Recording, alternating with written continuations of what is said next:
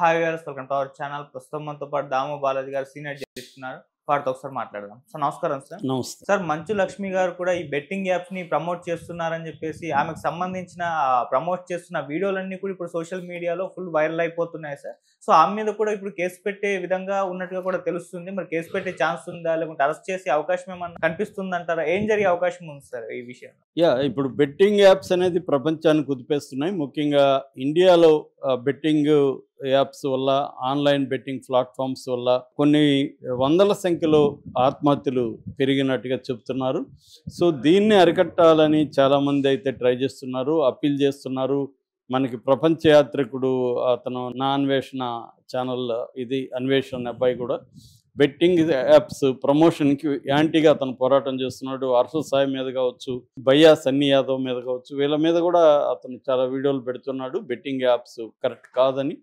అట్లాగే తన యూట్యూబ్ ఆదాయాన్ని కూడా ఎప్పటికప్పుడు అనౌన్స్ చేస్తుంది. మామూలుగా యూట్యూబ్లో మనకి ఒకటి గూగుల్ యాడ్స్ ఉంటాయి. అంటే మనమేమి యాడ్స్ కోసం ట్రై చేయాల్సిన అవసరం లేదు. మన వీడియోని ఎక్కువ మంది చూసి వాచ్ అవర్స్ ఎక్కువ ఉంటే ఆటోమేటిక్గా దానికి డబ్బులు వస్తుంది. యూట్యూబ్ వాళ్ళే దాన్ని గూగుల్ యాడ్స్ని మనకు అలాట్ చేస్తారు. అలాట్లో డబ్బులు వచ్చిన దాంట్లో యూట్యూబ్ వాడు ఒక 45% తీసుకొని 55% మనకి ఇస్తాడు. ఇది ఒక పద్ధతి. రెండో పద్ధతి ఏంటంటే వివిధ ప్రోడక్ట్స్ని మనం తీసుకొని డైరెక్ట్గా మనం ఆ ప్రోడక్ట్స్ని పరిచయం చేయడం. దానివల్ల ప్రోడక్ట్స్ మనకు డైరెక్ట్గా డబ్బులు ఇస్తాయి, యూట్యూబ్కి సంబంధం ఉండదు. సో ఇదొక మెథడు.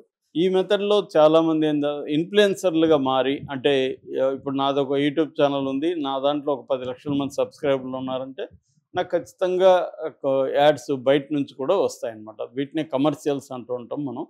సో అలాగా యాడ్స్ వస్తాయి. దీంట్లో ఎక్కువగా డబ్బులు, ఇప్పుడు యాడ్ కూడా ఎలా ఉంటుందంటే అమెరికాలోనో, న్యూజిలాండ్లోనో, యూరోప్లో కొన్ని దేశాల్లో యాడ్స్ కానీ చూస్తే ఎక్కువ డబ్బులు వస్తాయి సేమ్ యాడ్కి. కానీ ఇక్కడికి ఎక్కువ డబ్బులు రావు.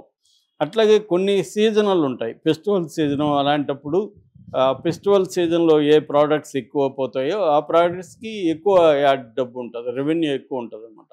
ఇలాగా రకరకాలుగా మైక్రో లెవెల్లోకి వెళ్ళే కొద్దీ అనేక తేడాలు ఉంటాయి.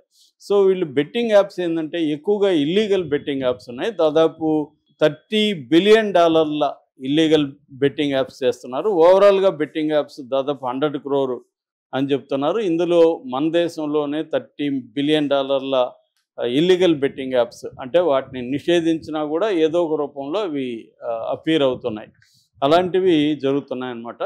సో ఇప్పుడు వీటిని ప్రమోట్ చేసే వాళ్ళ మీద సజ్జనార్ నజర్ పెట్టాడు. సో ముఖ్యంగా యూట్యూబర్స్ మీద, లేకపోతే ఇన్స్టా దీంట్లో వాళ్ళు చేస్తున్న దాని మీద ఆయన చేశాడు. ఆయన ఉద్దేశం ఏమంటే ఒక అవేర్నెస్ తీసుకురావాలి దీని మీద. రెండోది, బెట్టింగ్ యాప్స్ని వీళ్ళు ప్రమోట్ చేస్తున్నారంటే అర్థం కొంతమంది ఆత్మహత్యలకు వీళ్ళు కూడా కారణమవుతున్నారు. ఎందుకంటే బెట్టింగ్ యాప్స్ అల్టిమేట్గా డబ్బులు పోగొట్టుకోవడం తప్ప డబ్బులు రావడం అనేది జరగదు. సో అదొక అడిక్షన్ కూడా. ఒకసారి బెట్టింగ్కి అలవాటు అయితే అడిక్ట్ అయిపోతాం. అప్పులు చేసేవాళ్ళు ఉన్నారు. చాలా హౌస్ వైఫ్స్ భర్తలకు తెలియకుండా డబ్బులు అప్పులు చేసి ఖర్చు పెట్టేసిన వాళ్ళు ఉన్నారు. ఆస్తులు అమ్ముకొని చేసిన వాళ్ళు ఉన్నారు.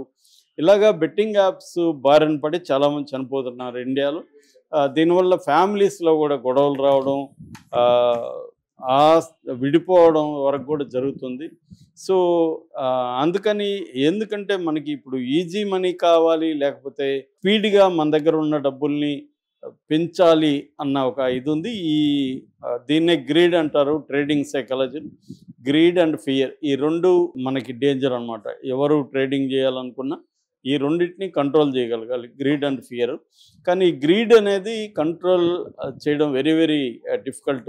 ఎందుకంటే మనకి ఆ మధ్య కూడా నాకు ఎవరో చెప్పారు, ₹1,00,000 ఇస్తే 8% వడ్డీ ఇస్తారు అని చెప్తే నేను ఇమీడియట్గా ఇది ఫ్రాడ్ అని చెప్పాను.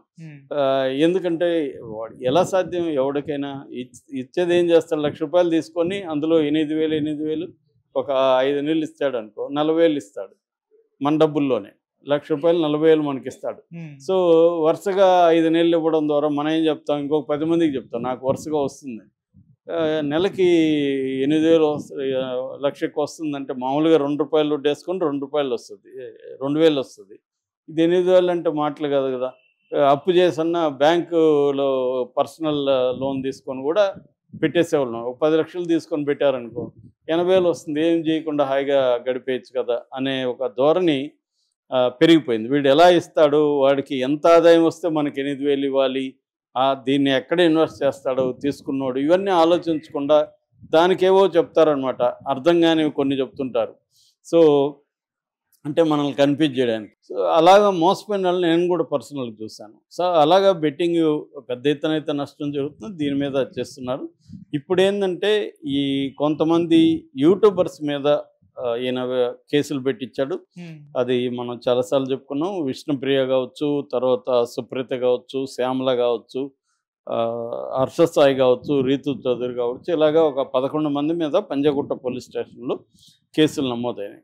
ఇప్పుడు ఏంటంటే ఈరోజు మార్నింగ్ నుంచి ఒక వార్త వైరల్ అవుతుంది. అదేంటంటే మంచులక్ష్మిని కూడా అరెస్ట్ చేయబోతున్నారు, మంచులక్ష్మికి కూడా నోటీసులు వెళ్ళాయి అని. ఎందుకు మంచులక్ష్మి కంటే ఆమె కూడా యోలో 247 అనే ఒక బెట్టింగ్ యాప్ని ప్రమోట్ చేసిన వీడియో ఇప్పుడు వైరల్ అవుతుంది. అట్లాగే శ్యామల వీడియోని కూడా తెలుగుదేశం వాళ్ళు, జనసేన వాళ్ళు వైరల్ చేస్తున్నారు.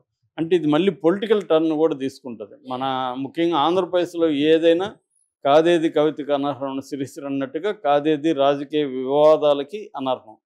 సో ప్రతిదీ రాజకీయంగా వివాదాన్ని క్రియేట్ చేస్తున్నారు. శ్యామలది ఇప్పుడు చూడు, ఈమె నీతులన్నీ మాట్లాడుతుంది, ఈమె అనేక మంది ఆత్మహత్యలకు కారణమవుతుందని తెలుగుదేశం వాళ్ళు ప్రచారం చేస్తుంటే, వీళ్ళు కౌంటర్గా జగన్ బెట్టింగ్ యాప్స్ని బ్యాన్ చేస్తే చంద్రబాబు బెట్టింగ్ యాప్స్ని మళ్ళీ అలో చేయబోతున్నాడని ఇంగ్లీష్ పేపర్లో వచ్చిన వార్తని వీళ్ళు స్ప్రెడ్ చేస్తున్నారు. ఎందుకంటే 1,300 కోట్ల ఆదాయము బెట్టింగ్ యాప్స్ నుంచి ఆంధ్రప్రదేశ్కి వస్తుంది కాబట్టి అది ఎందుకు వదులుకోవాలని చంద్రబాబు బెట్టింగ్ యాప్స్ని పర్మిషన్ ఇవ్వబోతున్నాడు అన్న వార్త ఇంగ్లీష్ పేపర్లలో వస్తే దాన్ని వీళ్ళు ప్రమోట్ చేస్తున్నారు.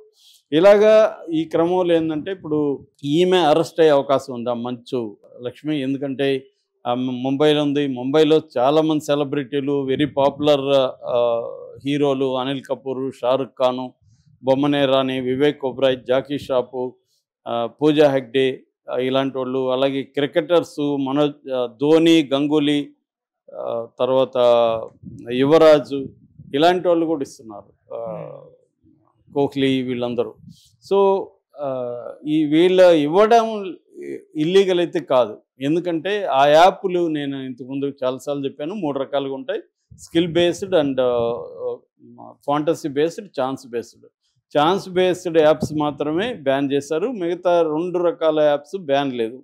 సో వాళ్ళు అన్నీ కూడా ఛాన్స్ బేస్డ్ యాప్స్ కూడా మేము స్కిల్ బేస్డ్ అని ఏదో ఒక స్కిల్ అని చెప్పి ఒక గేమ్ లాగా డిజైన్ చేసి ఫైనల్గా ఛాన్స్ బేస్డే కానీ స్కిల్ బేస్డ్ దీంట్లోకి తీసుకొచ్చేసారు. వాళ్ళకి వీళ్ళు ప్రమోట్ చేస్తున్నారు. లీగల్గా వీళ్ళు ప్రమోట్ చేయడం తప్పు కాదు. అందుకనే కరణ్ థాపర్ షారుఖ్ ఖాన్ అడిగితే మీరు ఇలా ప్రమోట్ చేస్తున్నారంటే, అంటే రెవెన్యూ గవర్నమెంట్కి రావాలా, మేము సంపాదించుకోకూడదా అని షారుఖ్ ఖాన్ అడిగాడు. అంటే గవర్నమెంటే వాళ్ళ దగ్గర ట్యాక్స్ తీసుకొని ఆ యాప్స్ని అలో చేస్తున్నప్పుడు ప్రైవేట్ వ్యక్తులు చేస్తే తప్పేంటి అనే ప్రశ్న ఇప్పుడు సజ్జనార్కు కూడా ఈ ప్రశ్న వర్తిస్తుంది.